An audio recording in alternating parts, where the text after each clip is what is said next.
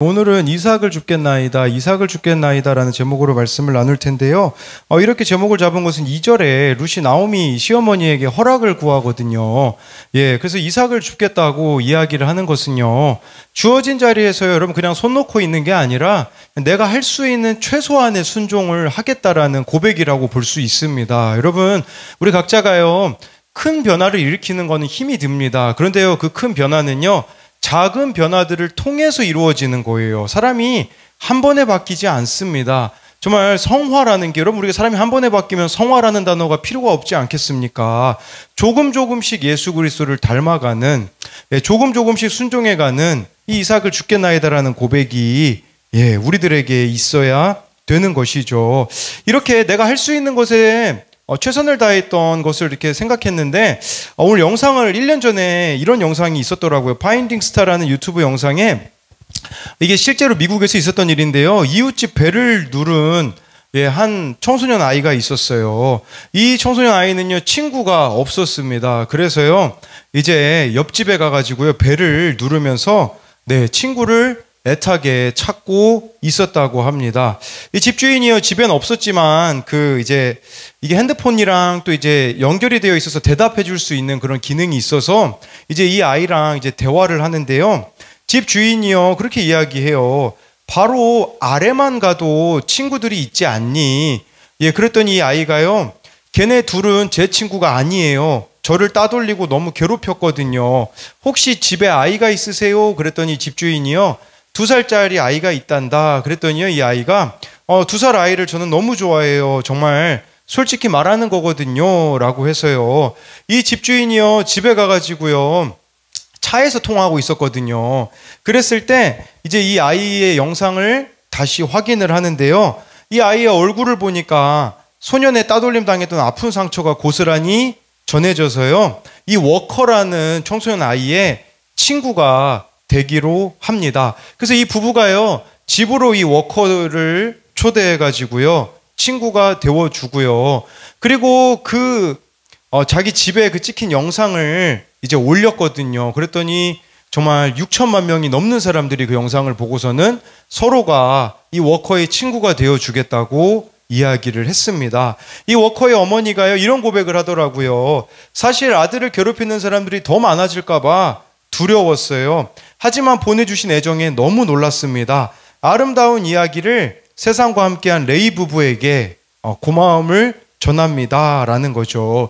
저는 이게 워커가 이삭 주운 모습이 아닌가라는 생각을 합니다. 자신의 자리에서 자기가 할 수 있는 최선을 다하는 것이죠. 사람에게도 우리가 이렇게 은혜를 입을 수 있다면, 하나님 앞에서 이삭을 주는다면 하나님의 은혜를 저와 여러분들이 입을 수 있지 않겠습니까? 정말 주어진 자리에서 이삭 줍기를 잘 해내는 저와 여러분들이 되기를 소망합니다. 첫 번째로는요, 이삭을 줍기 위해서는 밑바닥으로 내려가야 합니다. 우리 1절 말씀을 같이 읽어보겠습니다. 시작. 나오미의 남편 엘리멜렉의 친족으로 유력한 자가 있으니 보아스더라. 1절이 복선이라고 할 수 있어요. 나오미와 룻이 베들레헴으로 왔을 때, 이런 복선이라는 것은 앞으로 일어날 일을 미리 보여주는 것이라고 할 수 있잖아요. 엘리멜렉의 친족으로 유력한 자가 있다라는 것은 나오미와 관련된 사람이다라는 의미가 있겠죠. 그 이름은 보아스라고 하고 있어요. 그런데요, 이 보아스를 설명할 때요, 유력한 자라고 하는데요, 유력한 자가 히브리어로 보면 무슨 뜻이냐? 강한 자, 힘이 있는 자, 돈이 많은 자, 권력이 있는 자, 이런 의미가 있더라고요. 그런데요, 진짜 보아스가 유력한 것은 뭘까요? 흉년의 때에 유다 베들레헴을 떠나지 않는 게 하나님 앞에서의 유력함이라고 볼 수 있어요. 흉년 때에, 고난 때에 여러분 하나님을 떠나지 않는 것이 진정한 유력함이 아니겠습니까? 저와 여러분들이 세상에 보여줘야 되는 유력함이 뭐겠습니까? 세상 사람들보다 돈을 더 벌면 그들이 나의 유력함을 보고 하나님께 돌아올까요? 세상 사람들보다 더 권력을 가지면 그들이 나의 유력함을 보고 하나님께 돌아올까요? 세상 사람들보다 더 좋은 차를 타고 더 좋은 집에 살고 더 좋은 직업을 가지면 나의 유력함을 보고 그들이 하나님께 돌아오겠습니까? 아니에요. 인생에 흉년이 있어도, 고난이 있어도요, 주어진 자리를 지키는 자가 세상 사람들을 움직이게 하는 유력한 자가 될 거라는 것이죠. 친족 엘리멜렉이 모압에 떠났을 때 이 보아스가 몰랐겠습니까? 그도 잘 먹고 잘 살려면 모압으로 왜 갈 수 없었겠습니까? 그렇지만 보아스는요, 떠나지 않았습니다. 왜 그렇다면 보아스는 떠나지 않았을까요? 우리가 생각해 볼 수 있는 게 있거든요. 그것은 보아스의 어머니와 연관성이 있습니다. 보아스의 어머니가 누구냐면 기생 라합입니다. 라합은 이방 여리고의 기생이었지만 이스라엘의 정탐꾼을 살려주고 구원을 얻어 이스라엘 백성 중에서 살게 되었던 것이죠. 보아스의 어머니는요, 믿음의 사람이기는 했으나 사람들이 보기에는 기생 출신이고 이방 여인이었기 때문에 무시받을 수 없는 집이었었던 것이죠. 그러니까요, 보아스에게는 똑같은 겁니다. 그냥 여기서 힘들든지 모압에 가서 힘든 건지 자기는 똑같기 때문에 가지 않았다고 볼 수 있겠고요. 아니면 어머니가 믿음의 사람이었기 때문에 어머니의 그 믿음 때문에 가지 않았다라고도 볼 수 있겠고요. 또 한 가지는 출신 자체가 비천했기 때문에, 출신부터가 밑바닥이었기 때문에 모압으로 갈 생각을 아예 하지 않았을 것입니다. 우리 2절 말씀을 계속해서 읽어보도록 하겠습니다. 시작. 모압 여인 룻이 내가 누구에게 은혜를 입으면 그를 따라서 이삭을 주겠나이다 하니 나오미가 그에게 이르되 내 따라 갈지어다 하매 모압 여인 룻이 시어머니 나오미에게 물어봅니다. 다른 사람 밭에 가서 이삭 줍기 해도 되냐라는 것이었었어요. 모압 여인이라고 2절에서 룻을 소개하고 있는 것은요, 룻은 이스라엘 사람들이 보기에는 밑바닥이었음을 보여주고 있는 것이에요. 그런데 이삭 줍기를 한다라는 말은 무슨 말이겠습니까? 더 밑바닥으로 내가 내려가겠다라는 것이에요. 이삭 줍기는요, 당시 이스라엘 백성들에게 하나님께서 고아와 과부와 나그네와 가난한 자를 위해 다 거두지 말고 이삭을 남겨두라고 명령하셨거든요. 그런데 여러분 생각해 보세요. 이때가 어느 시대였냐면 사사시대였습니다. 사사시대는 자기 마음대로 살았던 시대인데 이삭을 과연 남겨두는 사람들이 많았겠습니까? 적었겠습니까? 적었겠죠. 그리고 누군가가 분명히 적었기 때문에 이삭 줍기를 한다고 돌아다니면 무시당할 일은 100% 있었을 것이라는 거겠죠. 예, 그래서 이 남의 밭에서 이삭을 줍는다라는 것은 대놓고 수치를 당하겠다라는 의미라고도 볼 수가 있습니다. 그럼 우리는요, 오늘 새벽 큐티가 그랬잖아요. 나오미가 하나님을 전능자라고 고백하면, 우리는 하나님을 전능하신 하나님이라고 고백하면요, 뭔가 평탄한 길이 주어질 거라고 생각을 하잖아요. 그런데 지금 나오미와 룻의 삶이 어떻습니까? 평탄한 길은커녕 더 밑바닥으로 내려가고 있는 룻의 모습을 보시라는 거겠죠. 예, 여러분. 그런데요, 저와 여러분들이 정말 필요한 것은요, 세상에서 가장 밑바닥을 찍으신 분이 누굴까요?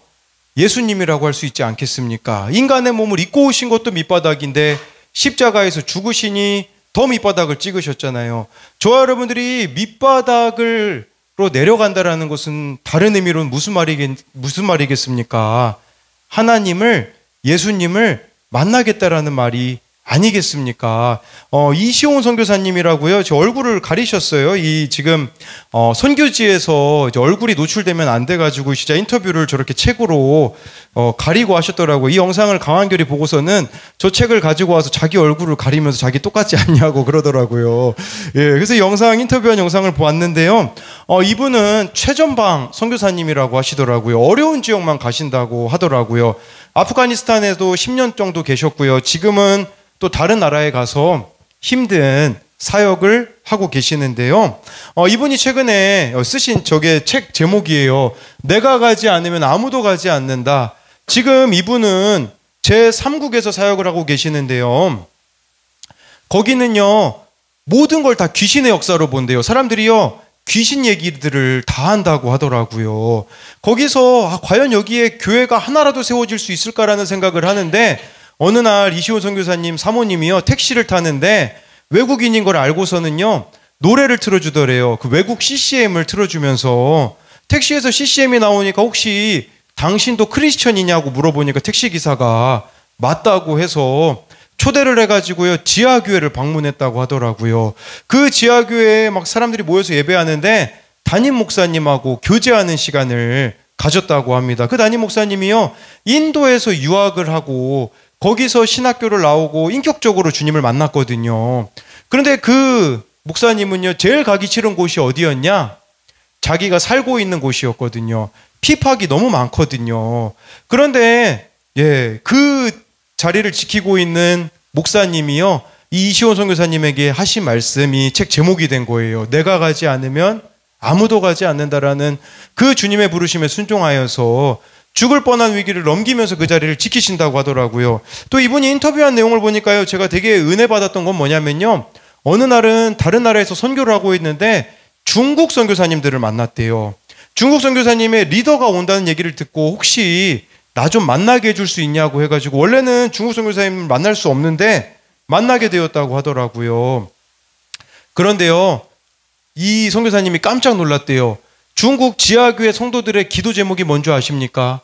여러분들이 만약에 지하교회 성도라면 무슨 기도하겠습니까? 중국이 핍박이 심하잖아요. 더 이상 우리 핍박받지 않게 해주세요, 이렇게 기도할 수 있지 않겠습니까? 우리 지하교회에서 생활하는데 지상교회로 좀 세울 수 있도록 도와주세요라고 기도할 수 있잖아요. 그런데 중국 지하교회 성도들은 뭐라고 기도하는 줄 아십니까? 이렇게 기도한대요.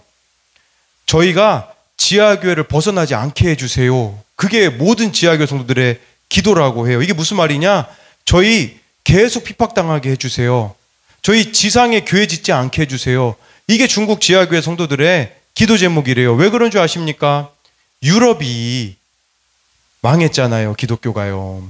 미국이 망했잖아요. 대한민국이 망해가고 있잖아요. 그러니까 이 중국 지하교회 성도들이 그걸 알고 있는 거예요.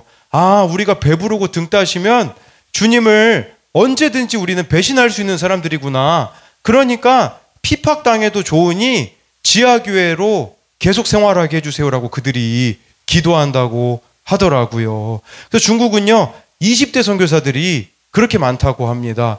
이 선교사님들이요, 선교할 때요, 다른 미국 사람들이나 한국 선교사님들하고요, 동역하지 않는다고 합니다. 왜 그러냐면, 동역하게 되어지면 물질적으로 풍요로워지니까 하나님만 바라보지 못하게 될까봐 그렇게 하신다고 이야기를 하더라고요. 그런 측면에서 저는 좀 그런 생각을 좀 해보게 되는 거죠. 그들에 비하면 너무 우리들은 타협하는 게 많지 않은가라는 생각을 해보게 되는 거죠.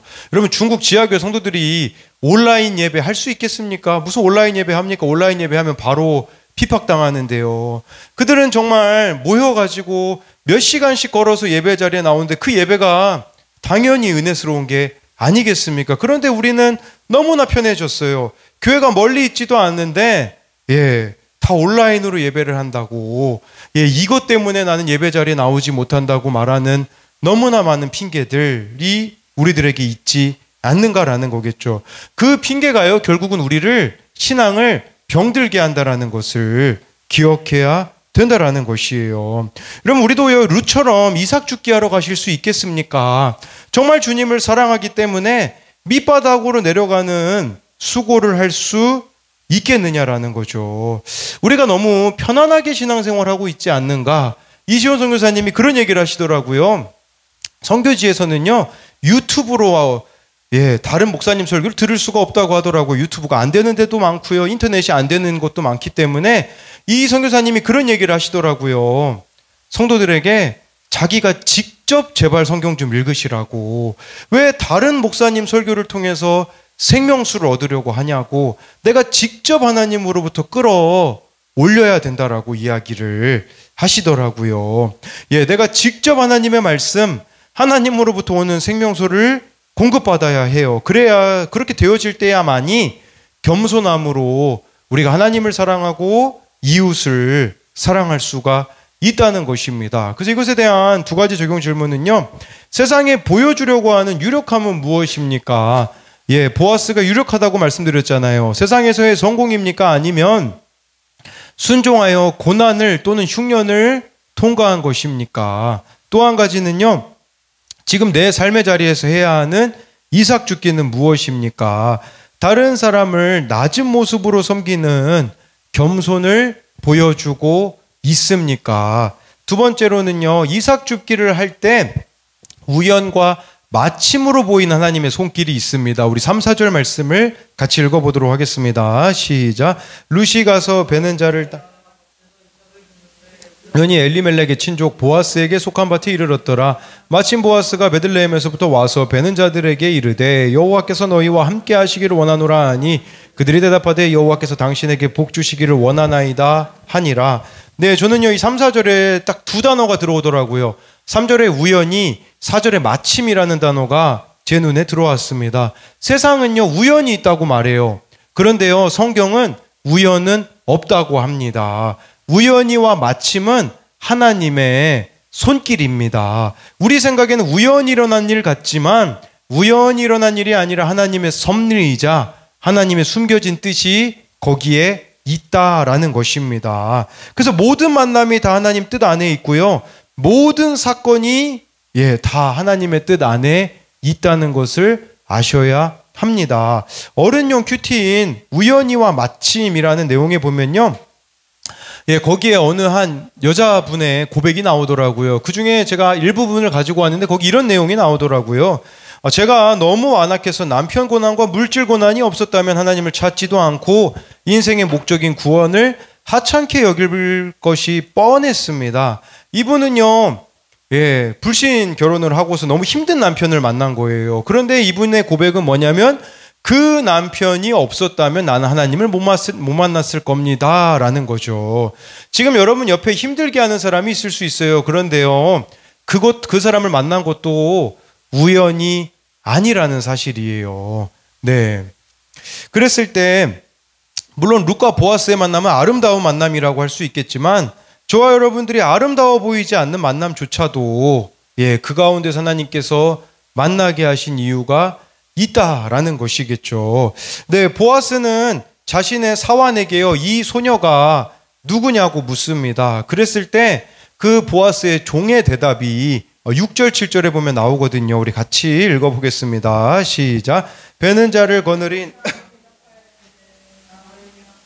모압 지방에서 돌아온 모압 소녀인데 그의 말이 나로 베는 자를 따라 단 사이에서 이삭을 죽게 하소서 하였고 아침부터 와서는 잠시 집에서 쉰 외에 지금까지 계속하는 중이니이다. 이 보아스의 종이요, 나오미와 함께 모압 지방에서 돌아온 모압 소녀라고 이렇게 이야기를 해줍니다. 모압이라는 것을 벌써 두 번이나 이야기했다라는 것은 거리감이 있다라는 거죠. 왜냐하면 자기는 이스라엘 사람이니까 모압 사람과의 거리가 어느 정도 있어요.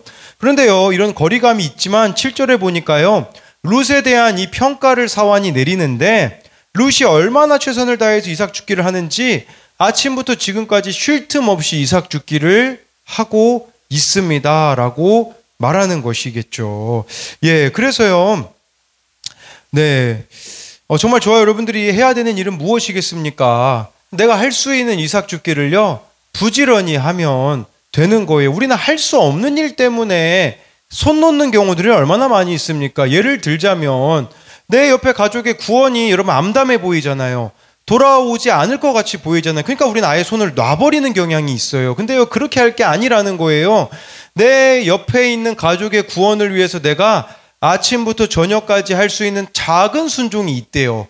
그것만 하면 된대요. 그럼 하나님이 일하신대요. 근데 우리는 내가 그 사람을 변화시켜야 된다라고 생각을 하기 때문에 손을 놔버리게 되는 거거든요.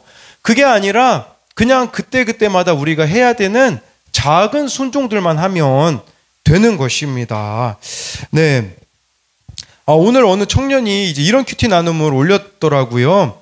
나의 하나님이 되면 충성하게 되고 전능자라고 하나님을 고백한다고 한다. 실패한 상황에서 전능한 하나님이라고 선포해야 한다고 하는데 오늘의 난 그렇지 못했다. 요즘 내가 듣기 힘든 말이 엄마에게서 나오는 미안해, 힘들어, 언니에게 도와달라고 한 번만 해봐.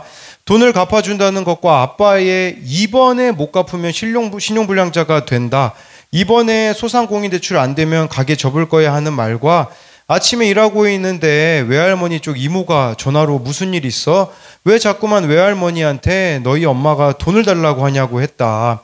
사실대로 이모한테 말하고 나니 일하는 동안 이럴 거면 내가 차라리 몇 년 전에 감옥 가는 게 더 나았을까라는 생각까지 들었다. 그렇지만 집에 가만히 있는 것이 아니라 오후 묵상과 기도의 시간을 지키기 위해 교회로 향해 지금도 교회에서 기도를 하고 있다.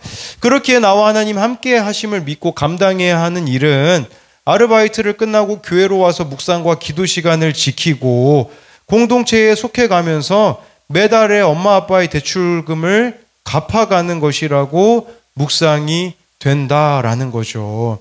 사실 그냥 손 놓고 싶지 않겠습니까? 그런데 내가 할 수 있는 거 하겠다라는 이 고백이 우리들 가운데 필요하다라는 것이에요. 그래서 제가 이 청년에게 연락을 해서 그렇게 이야기해 줬거든요. 언젠가 정말 이 믿음의 고백이 열매 맺을 날이 온다라는 거죠. 여러분, 이삭 죽게 하고 있는 룻의 삶을 하나님이 내버려 두셨습니까? 내버려 두지 않으셨다라는 것만 기억하셨으면 좋겠어요. 여러분들이 하나님을 위해서 수고하는 그 손길, 수고하는 그 순종 있잖아요. 하나님이 다 기억하고 계시다라는 것을 생각해야 되는 것이겠죠. 우리 계속해서 8절 읽어보도록 하겠습니다. 시작. 보아스가 룻에게 이르되 다른 밭으로 가지 말며 여기서 떠나지 말고 나의 소녀들과 함께 있으라. 룻에 대한 설명을 들은 보아스가요, 룻에게 내 딸아라고 이렇게 말하는 걸 봐도요, 여러분 한 가지 추정할 수 있는 게 있어요. 그건 뭐냐면 아마도 보아스의 나이가 많았을 거다라는 것은 뭐 여기서 추정이 되는 거죠. 그러면서요, 이삭 주우러 다른 밭으로 가지 말래요. 우리로 말하자면 이게 무슨 말입니까? 교회 떠나지 마라, 교회 공동체 떠나지 마라, 이 뜻이에요. 왜냐하면 그래야지만 룻을 보아스가 지켜줄 수 있기 때문입니다. 여러분, 교회를 떠나면요, 도와줄 수 있는 게요, 제한적이에요. 여러분들 교회 공동체 안에 머물러야 이 사람이 어떤 문제가 있고, 우리가 하나가 되어서 도와줄 수가 있지 않겠습니까? 같이 기도 제목을 나누고 기도해 줄 수 있지 않겠습니까?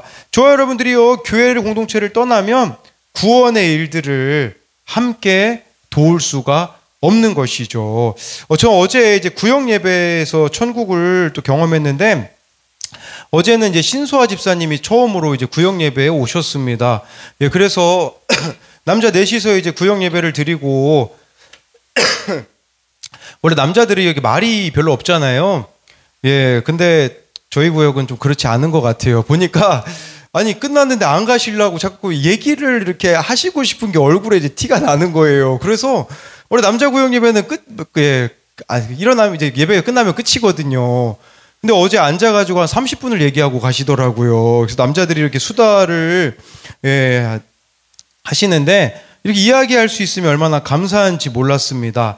그리고 어제 함께 구역 예배 드린 분들 자녀들을 보니까요, 저희 구역에요, 자녀들이 다 교회를 떠나 있더라고요. 한 명도 빠짐없이. 그러니까 좀 기대가 되는 게 있어요. 제가 사실 어제 우리 세영이를 만났거든요. 세영이한테 전날 연락해서 만나자. 그래서 마음에 각오를 하고 갔거든요. 근데 세영이가 말수가 워낙 적고 저도 원래 말이 많지 않거든요. 거의 뭐 밥만 먹고 헤어진 정도였어요. 뭐 할 말도 없고.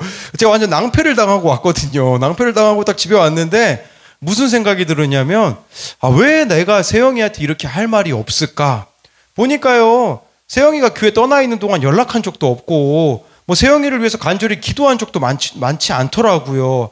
이게 나의 문제구나라고 생각이 되어지니까 어제부터 이제 관심 갖게 되어진 게, 우리 교회에 떠나 있는 청년들을 위해서 정말 관심을 갖고 기도해야겠구나. 그러면서 제가 어제 기대했던 것은 뭐냐면, 같이 구역 예배 드리시는 그 남자분들이, 아버지들이 바뀌게 되어진다면 그 자녀들도 하나님 앞에 돌아와 변화되어질 날이 오지 않을까. 그렇다면 내가 해야 되는 것은 정말 이 구역 예배를 최선을 다해서 준비하고 또 그 자녀들에게 연락하고 만나러 가야겠구나라는 생각이 되어지더라고요. 그렇기에 정말 저와 여러분들이 공동체에 이렇게 속하여 가게 되어지면 함께 짐을 지게 되고, 우리가 이렇게 또 그것을 위해서 같이 기도하게 되어지면 구원의 일들이 일어나지 않겠습니까? 이 이삭 줍는 삶과 관련해서 김남국 목사님이 쓰신 넌 내가 책임진다라는 책에 보면요, 이 김남국 목사님은 청년 사역을 되게 잘하시거든요. 근데 왜 이렇게 청년 사역을 잘하시는지 제가 알게 되었는데요. 그건 뭐냐면 여러분, 나의 밑바닥이 사명의 자리가 되는 것을 기억하시면 돼요. 지금 여러분들이 겪고 있는 밑바닥이 있잖아요. 사명이 될 것이고요. 누군가에게는 약재료가 될 것이라는 것을 잊지 마셔야 돼요. 김당국 목사님이 쓰신 내용이 이렇게 나오더라고요. 나는 20대 청년기가 가장 힘들었다.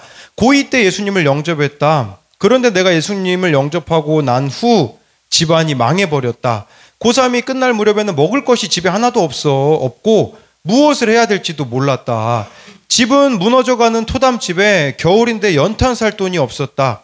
일단 두꺼운 스티로폼을 방바닥에 깔았다. 한겨울을 냉방에서 지냈다. 냄비에 물을 끓이고 집에 있던 밀가루를 반죽해서 수제비를 떴다. 수제비가 떠오르면 굵은 소금으로 간을 해서 그것으로 하루에 한 끼만 먹고 몇 달을 버텼다. 아무 반찬 없이 수제비만 먹었다. 그땐 아르바이트도 많지 않았다. 그 후 10년 동안 나는 정말 힘겹게 살았다. 나는 하나님께 이렇게 고백했다. 하나님, 저는 교회를 취미생활, 종교생활로 다니지 못합니다. 저는 살아계신 하나님이 필요합니다. 하나님이 살아계시지 않는다면 저는 신앙생활 못하겠습니다. 하나님, 제가 10년을 드리겠습니다. 저의 20대를 드리겠습니다. 그 시간에 교회가 시키는 대로, 말씀이 하라는 대로 다 하겠습니다. 만약 10년이 지나도 상황이 똑같으면 하나님은 안 계신 겁니다. 저는 안 계신 자를 붙잡지 못합니다. 그때는 깨끗이 교회를 떠나겠습니다. 그때 교회 청년부에요, 성경 공부가 열정적으로 일어나고 있었다고 합니다. 대학부에서 리더반을 만든다고 해서 가보니 과제로 책을 선정해주고 돌아가면서 발표를 하라고 하는데, 그 당시에 이 김남국 목사님은요, 책살 또는 고사하고 교회 올 차비도 없던 터라 리더반을 할 수가 없었다고 해요. 그래서 리더반을 할 수 없다고 그냥 솔직하게 이야기하면 되는데 그게 이야기하기가 힘들었다고 하더라고요. 그래서 목사님에게 리더반 못하겠습니다 하고서는 돌아오는 길에 하나님 앞에 억울해서 이렇게 기도했다고 해요. 하나님, 가난하고 돈이 없으면 교회에서 성경도 못 배웁니까? 대체 뭐가 이렇습니까? 대학도 못 가는데 성경도 못 배우니까 더 억울했다고 해요. 그래서 이제 어떻게 하려고 하냐? 그럼 내가 할 수 있는 게 뭐지 생각해 보니까요. 연희동 집에서 광화문까지 버스로는 30-40분 되는 거리인데 버스비가 없으니 아침에 성경책을 들고요, 광화문까지 1시간 반 정도 걸어서 갔다고 해요. 거기 기독교 서점에 가보니까 목사님들이 어떤 책을 많이 보는가 보니까 그 당시에 그 이상근 주석이라고요, 그걸 목사님들이 많이 보시더래요. 그래서 그 기독교 서점에 보면 이제 앉아서 책을 볼 수 있는 자리가 있는데, 그때요, 매일 아침에 가가지고 1시간 반 걸어가서 그 주석책에 있는 내용을 자기 성경에 베껴 적었다고 합니다. 점심에는요, 밥을 먹을 돈이 없어서 서점 화장실에 가서 수돗물을 먹었다고 합니다. 그런 다음에 집으로 걸어서 돌아왔는데, 그렇게 하나님께 약속한 10년째에 신학교에 들어갔다고 해요. 신학교 교수님이 성경에 대한 질문을 하는데 그 말씀을 다 맞출 수 있었다고 해요. 왜냐하면 미친 듯이 성경을 공부했기 때문이라는 거죠. 뭘 이야기 드리고자 하는 거냐면요, 여러분, 우리가요, 사랑하는 마음이 있으면 못하는 게 없다라는 거겠죠. 내가 원하는 것이 있으면 우리는 물불 안 가리고 모든 방법을 동원해서 가지려고 하지 않습니까? 그런데 하나님께 대하여서는 어떠냐라는 거죠. 나는 가난하니까 아무것도 할 수 없어가 아니잖아요. 수돗물 먹어가면서 정말 그 기독교 서점에 가가지고 아침부터 저녁까지 자기가 할 수 있는 이삭 줍기를 하는 것이죠. 그러니까 이 목사님이 이런 고백을 하더라고요. 하나님이 나를 목사 만들기 위해 10년 동안 그렇게 훈련하신 거구나. 그러니까 20대들이 30대들이 마음이 움직이지 않겠습니까? 이 목사님이 설교할 때요. 왜냐하면 자신이 밑바닥을 찍었던 정점이 20대이기 때문이라는 거죠.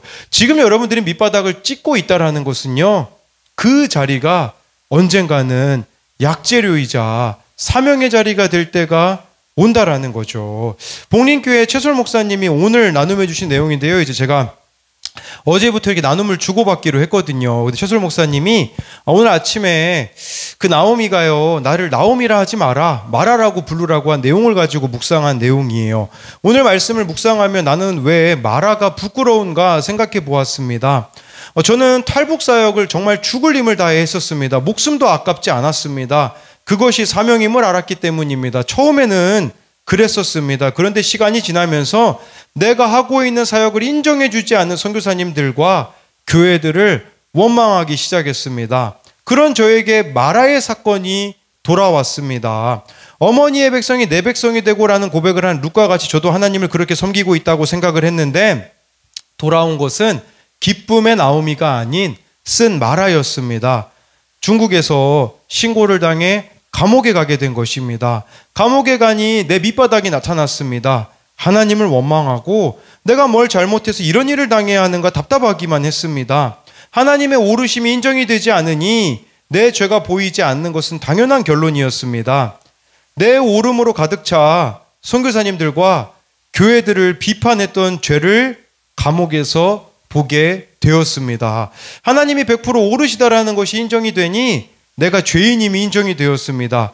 그때서야 분수령적 회개가 터져 나왔습니다.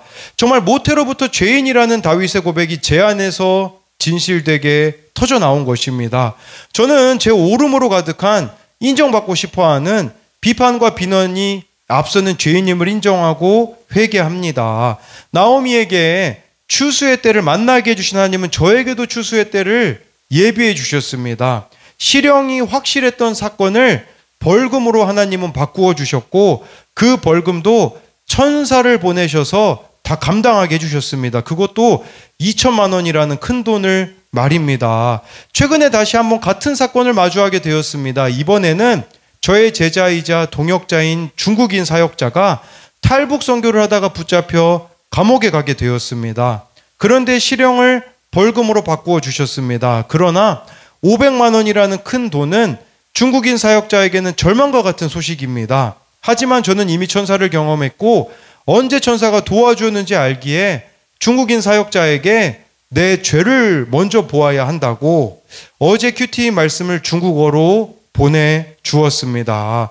나의 마라를 약재료로 사용하시어 중국인 사역자를 위로하신 하나님께 감사하고 늘 내 죄 먼저 보기를 소원합니다. 자신이 감옥이라는 밑바닥을 경험했기 때문에 중국인 사역자에게 해줄 말이 있는 것이 아니겠습니까? 여러분, 이 밑바닥은요, 다른 사람을 구원으로 인도하는 통로라는 사실을 기억해야 되는 거죠. 우리 백성호 청년이 송구영신 예배 끝나고 우리 한진규를 데리고 치킨을 먹었잖아요.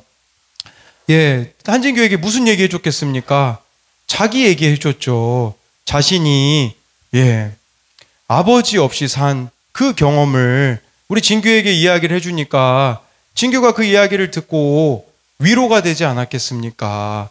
여러분, 나의 밑바닥은 이처럼 살리는 메시지가 될 수 있다라는 것이에요. 이삭 죽게 하는 것처럼요, 그냥 그날 주시는 말씀에 조그만한 순종을 해보세요. 제가요, 이제 엊그제 있었던 일이거든요. 엊그제 말씀에 제가 기억하기로는 좀 그런 내용이었어요. 그 룻이 시어머니한테요, 아무 말 하지 않고 그냥 옆에 있어 주잖아요. 그거 저도 한번 적용해 보려고, 그 화요일 날, 사실 지금 우리 조금, 다시 조금 세상으로 지금 돌아가려고 하고 있는 어떤 한 친구가 있어요. 우리 동규가, 또 지금 친구들과 어울리고, 그냥 노는 거를 좋아하고, 지금 딱 교회를 떠나기 직전인 것 같아 보여요. 왜냐면 먼 지역에 살기 때문에 교회 오는 것도, 뭐 불평이고요. 노는 걸 더 좋아하기 때문에 점점 공동체를 떠나려고 하는데, 인간적인 제 마음으로는 뭘 할 수 있겠습니까? 인간적인 제 마음 가지고는요, 그냥 아마 뭐 너 이러면 이렇게 되고 저러면 저렇게 돼, 그런 얘기 한다고 동규가 바뀌겠습니까? 안 바뀌죠. 그래서 제가 화요일 날 그냥 뭐 하고 싶은 말은 많이 있었지만 그냥 아무 말 안 하고요, 그렇게 연락했어요. 제가 1년에 한 번 이제 우리들 교회로 새벽 기도를 가거든요. 그 팔복산 기도회라고. 토요일에는 갈 수 있으니, 내일 새벽 6시에 이제 우리들 교회에서 판교에서 새벽 기도가 있으니까, 예, 제가 동규한테 연락을 해서 그렇게 얘기했어요. 동규야, 목사님이 여기 판교 내일 가서 새벽 기도 할 건데, 나는 동규가 거기 지역에서 멀지 않은 거리에 있으니까 와서 같이 예배 드리고 아침 먹고 했으면 좋겠다. 이렇게 연락을 하니까, 예, 뭐, 가봐야 알긴 하겠지만 알겠다고 그렇게 연락을 하더라고요. 그냥 인간적인 제 마음을 가지고서는, 네, 제가 거기다가 막 문자로 남발했다면 어떻게 됐을까요? 답장은 오지 않았을 거고 연락은 받지 않았을 거예요. 그냥 제가 할 수 있는 이삭 죽게 하는 거예요. 뭐 내일 올지 안 올지 저는 몰라요. 그런데 그냥 제가 말한 게 있기 때문에, 그냥 하나님 앞에서 내가 적용하기로 약속했기 때문에 가는 거죠. 그럼 우리도요, 인간적인 생각을 구하면요, 포기하고 싶은 사람들이 뭐 한두 명입니까? 그만두고 싶은 하나님의 일이 한두 개입니까? 그런데 이삭 죽기는요, 하나님 앞에서 하는 거예요. 우린 자꾸 사람들 앞에서 하니까 사람들이 나를 안 알아준다고, 사람들이 안 변한다고 실망을 할지 모르나, 그 이삭 죽게 하는 모습 하나님이 보고 계시잖아요. 하나님이 보시고 우리들의 인생을 내버려 두지 않으실 거라는 믿음을 가지고 정말 좋아요, 여러분들이 그렇게 살아가게 되어진다면 우연과 마침으로 보인 하나님의 손길, 변장된 축복이 우리들의 인생 가운데 주어진다라는 거죠. 그렇게 되면 여러분 어떨까요? 모든 일들에 감사하게 될걸요. 제가요, 우리 교회 유튜브에 댓글들이 달려요. 근데 가끔 댓글들을, 대부분 좀 좋은 댓글들이 달리죠. 막 기대가 돼요. 막 그러면 뭐 은혜 받았습니다. 막 그러면 그런 댓글 들으면 좋잖아요. 근데 오늘은요, 약간의 악플이 달렸거든요. 어느 분이, 예, 제가 지난 주일 설교한 거를 듣고서는 그 11조의 축복, 그게 불편했나 봐요. 그러면 뭐 11조 하면 축복이고 안 하면 막 저주받냐고 하면서 막 저한테 따지면서, 제가 예찬이 예를 들었거든요. 우리 예찬이 2.5kg로 태어난 거, 그거는, 네, 그럼 뭐 인큐베이터로 뭐 얘가 태어난 거는 뭐, 예, 저주고 뭐 10만 원만 내면 그건 축복이냐고 막 이런 내용들을 이야기를 하더라고요. 별 생각이 다 들더라고요. 저는 원래 좋은 얘기만 듣고 싶어 하는 사람이거든요. 그러다 보니까, 아, 유튜브 이거 댓글창을 이제 없애버릴까, 이제 이런 생각도 막 하고, 예, 별 생각을 다 했거든요. 근데 오늘 그냥 이렇게 말씀 앞에서 제 모습을 보게 되니까 감사하더라고요. 아, 내가, 또 이걸 보고서는 또 쓴소리도 들어야 될 것은 들어야 되는구나. 나는 참 좋은 얘기만 듣고 싶어 하는 사람인데, 또 다시 하나님께서 나의 그런 교만함을 깨뜨려 주시는구나. 그리고요, 그분이 그냥 터무니없는 거 가지고 댓글을 안 남기셨거든요. 설교를 다 듣고 댓글을 남기신 걸 보면서 대부분 사람들은요, 막 듣지도 않고서는 그냥 막 악플 남기잖아요. 아, 그래도 들어준 게 참 감사한 애로 바뀌게 되어서요, 댓글창은 안 지우기로 했습니다. 네, 그래서 누가 악플을 남겨도, 아, 들을 말을 들었습니다 하면서 받으려고 하는 것이죠. 그래서 여러분, 정말 어떤 일이 있어도 그게 하나님이 나에게 또 말씀하시는 걸 수도 있잖아요. 우리는 맨날 좋은 일만 있어야 하나님이 나와 함께 하시고 좋은 말만 들어야 하나님이 말씀하시는 거라고 생각을 하는데, 아니에요. 내가 왜 이런 말을 들었지? 그것도 하나님의 우리에게 말씀하시는 것일 수 있는 것임을 좋아 여러분들이 기억함으로써, 예, 주어진 자리에서 이삭 죽기 잘하는 우리들이 되었으면 좋겠습니다. 네, 이것에 대한 두 가지 적용은요, 우연으로 여기고 싶지만 하나님께서 허락하신 사건과 사람은 누구입니까? 나를 괴롭게 하는 사람 또한 만나게 하신 이유가 하나님께 있음을 인정합니까? 또 한 가지는요, 구원에 참여하기 위해 교회 공동체에 속해 있습니까? 이건 보아스가 룻에게 자기 밭을 떠나지 말라고 한 겁니다. 나와 맞지 않는다고 싫은 사람이 있다고 교회 공동체에, 예, 나오지 않고, 예, 제가 이거 잘못 썼네요. 나오지 않고 방황하고 있습니까?